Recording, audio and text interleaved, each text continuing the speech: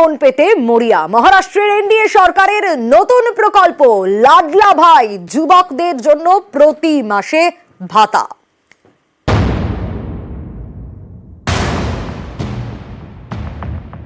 লোকসভা ভোটে মহারাষ্ট্রে ইন্ডিয়া জোটের জয় জয়কার।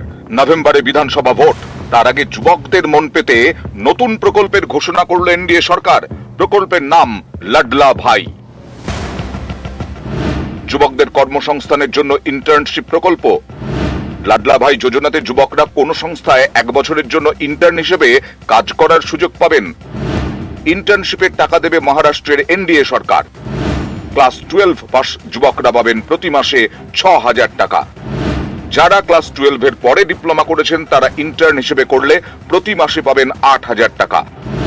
গ্র্যাজুয়েট হলে মাসে মাসে 10,000। অনেকে বলছেন ভোট বড় বালাই, তাই ভোটের মুখে এরকম প্রকল্প। মহারাষ্ট্রে 48টি লোকসভা আসন, 19 লোকসভা ভোটের মধ্যে 41টি আসনে জয়ী হয় এনডিএ। 24 লোকসভা ভোটে সেই সংখ্যাটা কমে হয়েছে 17। এই ভরাডুবির পরে লাডলি বেহনা প্রকল্প চালু করে মহারাষ্ট্রের এনডিএ সরকার। এই প্রকল্পে মেয়েদের মাসে 1,500 টাকা করে দেওয়া হচ্ছে। এবার শুরু লাডলা ভাই। বিধানসভা ভোটে কি এর ডিভিডেন্ড পাবে এনডিএ? প্রশ্নগুলো উঠছে, কারণ মহারাষ্ট্রে কর্মসংস্থান একটা বড় ইস্যু। বেকারত্ব নিয়ে যুব সম্প্রদায়ের একটা বড় অংশের মনে ক্ষোভ রয়েছে। পরিস্থিতি কিরকম তার ইঙ্গিত মেলে এই ছবিতে। এটা মহারাষ্ট্রের রাজধানী মুম্বাইয়ের ছবি। ভিডিওয়ে দেখা যাচ্ছে হাজার হাজার যুবককে বিমানবন্দরে রক্ষণাবেক্ষণের কাজে লোক নেওয়া হচ্ছে। পদ 1,800। এর জন্য 50,000 পরীক্ষার্থী জড়ো হন বলে দাবি, যার জেরে চরম বিশৃঙ্খলা, হুড়োহুড়ি, ভিডিও ভাইরাল। নিউজ 18 বাংলা। এবার আবার পদ্মের হাতছাড়া, ফুল বদল হলো এবার গাইঘাটার ফুলসরা পঞ্চায়েত। কোচবিহারের ট্রেন্ড একেবারে গাইঘাটাতেও বজায় রয়েছে। গাইঘাটার ফুলসরা পঞ্চায়েত হাতছাড়া হয়ে গেল। বিজেপির পঞ্চায়েত সদস্যের তৃণমূলে যোগ, আর তাতেই ফুলসরা পঞ্চায়েত হাতছাড়া পদ্ম শিবিরের। গ্রাম পঞ্চায়েতের তৃণমূল সদস্য 12 এবং বিজেপির সদস্য সংখ্যাও 12। দল বদলে পঞ্চায়েত হাতছাড়া হলো বিজেপির।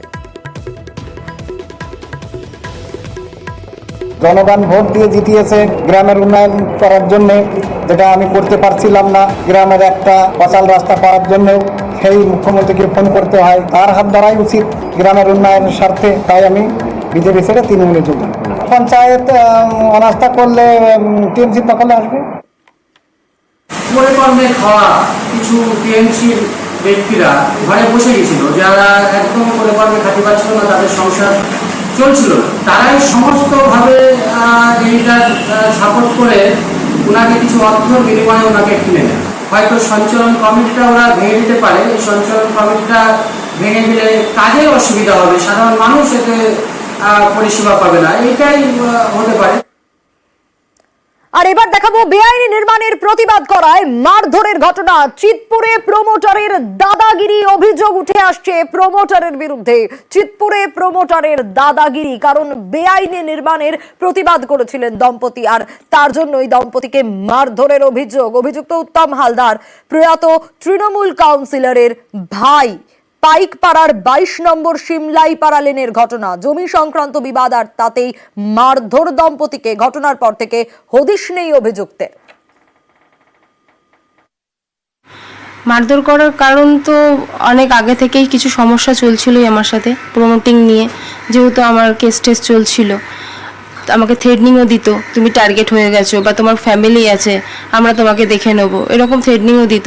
ওরা চেষ্টা করছে এই জায়গাটাকেও নেওয়ার। পাড়ার মধ্যে চুরির সমস্যা হচ্ছে। ওপরে যাই, ওপরে যাওয়ার পরে 7 জন ওপরে ছিল। তখন উত্তম হালদার ডিনাই করলো যে না, এটা আমাদের লোক নয়। তারপরে সবাই যখন ওপর থেকে নিচে নেমে আসেন, নিচে নেমে আসার পরে আমি বললাম যে তুমি আমার হাজব্যান্ডকে গালাগালি করলে কেন? উনি আমাকে মেরে দিলেন। আমি ওনাকে ধরে নিই বাঁচার জন্য, তো তাতে হয়তো ওনার লেগেছে, কিন্তু উনি আমাকে ওনার ছাতা দিয়ে মেরেছেন, আমাকে এখানে মেরেছেন, হাতে মেরেছেন, এখানে হাতে ব্যথা, পায়ে ব্যথা, এখানে আমার হাতটা ফুলে গেছে, হাতটাও আমার লেগেছে। বা আমাকে যে মারলে তুমি সাহস পেলে কোথা থেকে? তখন বলছে যে আমার চিন্তা করতে হবে না, আমার মাথার উপরে লোক আছে। পুরসভার চেয়ারম্যানের সই জাল, সরকারি সিলও জাল, আর এভাবেই আবাসনের প্ল্যান পাস হয়ে যাচ্ছে। তারপর আবাসন তৈরি হচ্ছে, ফ্ল্যাটও বিক্রি হচ্ছে। শুধু তাই নয়, জমির মালিকের সঙ্গে চুক্তি পর্যন্ত ভেঙেছেন এই প্রমোটার। বিস্ফোরক অভিযোগ প্রমোটারের বিরুদ্ধে, কিন্তু প্রমোটার কিন্তু এই সব অভিযোগ মানতে নারাজ, আর তাই তদন্ত শুরু করেছে পানিহাটি পুরসভা।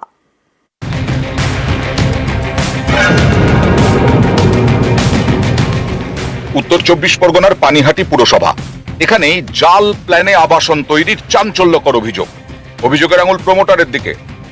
পানিহাটিতে বিটি রোড লাগো আগরপাড়া নর্থ স্টেশন রোড, এখানকার বাসিন্দা উমা ধর, বয়স 76। 12 বছর আগে তার জমিতেই ফ্ল্যাট তৈরি হয়। এর জন্য উমা ধর এবং প্রমোটার তাপস ভগতের মধ্যে চুক্তি হয়েছিল। বৃদ্ধার দাবি, চুক্তিমতো 3টি ফ্ল্যাট এবং 7.5 লক্ষ টাকা তার পাওয়ার কথা। চুক্তির পর G+4 আবাসন তৈরি হয়েছে, ফ্ল্যাট বিক্রি হয়েছে, ইলেকট্রিকের কানেকশন ঢুকেছে। অভিযোগ, চুক্তিমতো 3টে ফ্ল্যাট পেলেও তার নথি হাতে পাননি বৃদ্ধা। 7.5 লক্ষের বদলে ধরানো হয়েছে মাত্র 2 লক্ষ টাকা। এখানে যতগুলো ফ্ল্যাটই বিক্রি হোক না কেন, কিন্তু এগুলো কিছুই ভুয়ো বিক্রি হয়েছে। আমি যে পেয়েছি, যেটা পাওয়ার কথা ছিল, আমার 3টে পাওয়ার কথা ছিল, সেটা 3টের মধ্যে আমি 2টো পেয়েছি, আর একটা আমি জোর করে নিয়েছি। আমি যে এটা মালিক তার কোনো প্রমাণ আমি পাইনি। 2012-এ দুপক্ষের চুক্তি হয়। অভিযোগ, সেই চুক্তি মানেননি প্রমোটার। বৃদ্ধার ছেলে তখন পানিহাটি পুরসভার দ্বারস্থ হন। অভিযোগ, তাতেই উঠে আসে চাঞ্চল্যকর তথ্য। ঘর পরিবারের দাবি, তারা জানতে পারেন ফ্ল্যাটের প্ল্যান পাসের জন্য পানিহাটি পুরসভার তৎকালীন চেয়ারম্যানের সই জাল করা হয় সরকারি সিলও। অভিযোগে নিয়ে প্রমোটারের সঙ্গে কথা বলতে গেলে তিনি হুমকি দেন। আমরা ওকে ফোন করলে ঠিকমতো উত্তর দিত না, ফোনটা ধরতোই না বেশিরভাগ সময়। হোয়াটসঅ্যাপ মেসেজ করলেও তার উত্তর দিত না। মাঝখানে আমরা হুমকিও দিয়েছিল যে কোনো কিছু বেশি বেগরবাই করলে হাত পা ভেঙে হসপিটালে ভর্তি করে দেওয়া হবে 2 ভাইকে। এরকম একটা অভিযোগ আমরা পেয়েছিলাম, সম্পূর্ণ ইনকোয়ারি করেছি, করে আমরা দেখছি যে তার পেপার ঠিক নেই। তাকে আমরা ডিমান্ড নোটিশও দিয়েছিলাম, সে টাকা এখনো জমা করেনি পৌরসভায়। আইনানুগ ব্যবস্থা আমরা নেবই। আমার এগেনস্টে অভিযোগ আছে, সেফ ক্ষেত্রে কনজিউমার কোর্টে অলরেডি কেস নাম্বার 4052023, ঠিক আছে, 22 মে 2022 সালে ফাইল করা হয়েছে। যে কনজিউমার কোর্টে ম্যাটারটা অলরেডি রয়েছে। যদি কারো কোনো প্রাপ্য থাকে সেটা কোর্ট অর্ডার দেবে, সেটা সবাই মানতে বাধ্য হব। ক্যামেরায় রাজীব সিং, কাঞ্চন ভৌমিকের সঙ্গে ভেঙ্কটেশ্বর লাহিড়ী, নিউজ 18 বাংলা। আমরা খবর দেখাই আপনাদের সমস্যার সমাধানের জন্য। দেখাবো তপসিয়ার ক্রিস্টোফার রোডের জঞ্জাল যন্ত্রণার ছবিটা। রাস্তার পাশে যেভাবে জঞ্জাল পড়ে রয়েছে তাতে দুর্গন্ধে টেকা দেয়। কিন্তু এই পরিস্থিতির জন্য দায় কার? 2 কাউন্সিলর দায়ে ঠেলাঠেলি করছেন একে অপরের ওপর। আর নিউজ 18 বাংলা, আমরা খবর দেখানোর পরই তৎপর হয় প্রশাসন, আর তার কয়েক ঘন্টার মধ্যেই জঞ্জাল সাফ শুরু হয়ে যায়।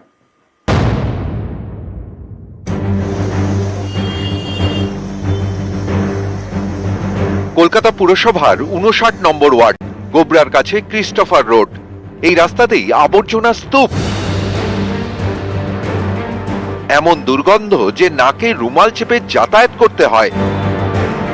স্থানীয়দের অভিযোগ, প্রতিদিন এই আবর্জনা পরিষ্কার করা হয় না, তাই জঞ্জাল জমে জমে এই হাল।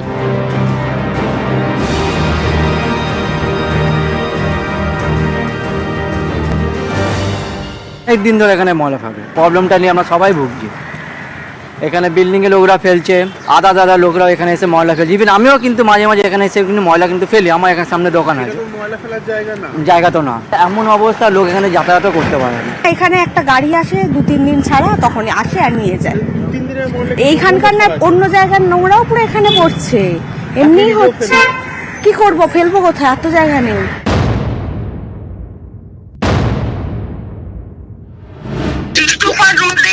এক সাইডে 58 ওয়ার্ড, একদিকে 59 ওয়ার্ড। 58 থেকে ময়লাগুলো এসে ফেলা হয়। মানুষ যদি সচেতন না হয়, সেখানে আমি কত কি করতে পারবো। তবুও আমি আমার ওয়ার্ডের যারা কনজারভেন্সি ডিপার্টমেন্টে কাজ করে তাদেরকে আমি বলবো ওই জায়গাটা যেন ভালোভাবে পরিষ্কার করে দেয়। তাদের সাথে আমি কনজারভেন্সিকে ফোন করি এবং তারা কুইক সার্ভিস দেয়, কিন্তু এটা সলিউশন না। মানুষ যদি ভেবে নেয় যে এটা আমার ডাম্পিং গ্রাউন্ড, সেই জায়গাতে সমস্যা গিয়ে দাঁড়ায় না। এইভাবে আবর্জনা পড়ে থাকাটা তো ঠিক না। জনি বোসের সাথেও কথা বলছি। ক্রিস্টোফার রোডে জঞ্জাল যন্ত্রণার এই খবর বুধবার সকালে দেখায় নিউজ 18 বাংলা। তার কয়েক ঘন্টার মধ্যেই তৎপরতা।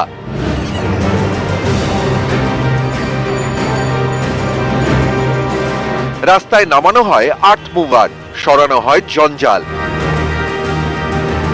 খুব ভালো লাগলো আপনারা এসছেন, নিউজ 18 বাংলা এসছে, আসার তরফ থেকে ওরা খুব তাড়াতাড়ি খুব কাজে করেছে এবং ময়লাটাও পরিষ্কার হয়েছে। খুব অসংখ্য অসংখ্য ধন্যবাদ। এরকম যদি সব জায়গা হয় তাহলে দেশটা সত্যি উন্নতি হবে। খবর দেখানোর কিছুক্ষণের মধ্যেই স্থানীয় প্রশাসন উদ্যোগী আর্থ মুভার নিয়ে এসে গোটা অঞ্চল পরিষ্কার করার কাজ চলছে। ক্যামেরায় অর্চনের সঙ্গে রৌনক, নিউজ 18 বাংলা, কলকাতা।